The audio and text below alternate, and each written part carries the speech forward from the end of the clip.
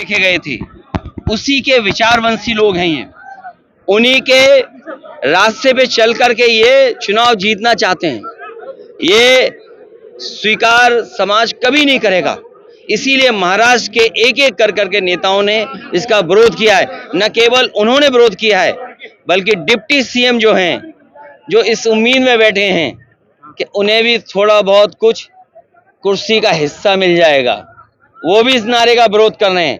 क्या ये सरकार उन्हें मनाएगी या सरकार में बैठे लोग भी उनके नेगेटिव नारे के खिलाफ हैं?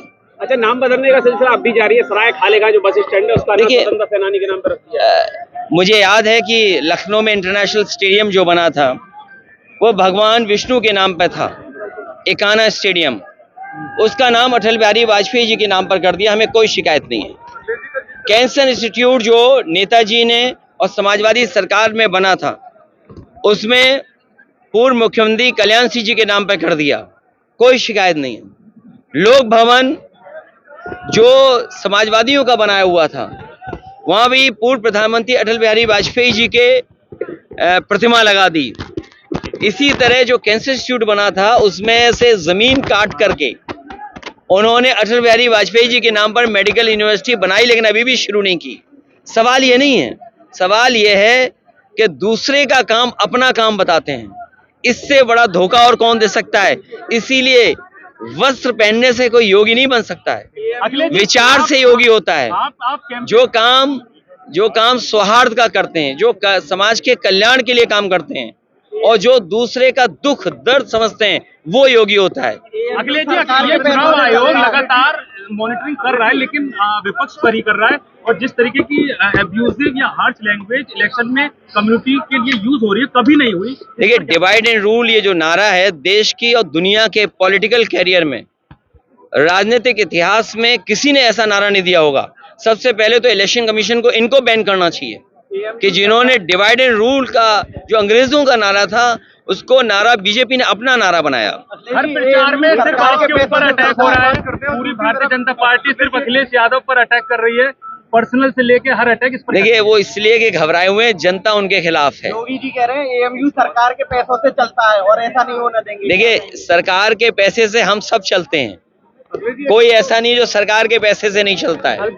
कम से कम उन्हें हाई कोर्ट, सुप्रीम कोर्ट के जो समय समय पे ऑब्जर्वेशन है, फैसले, उसको मुख्यमंत्री जी को जरूर पढ़ना चाहिए।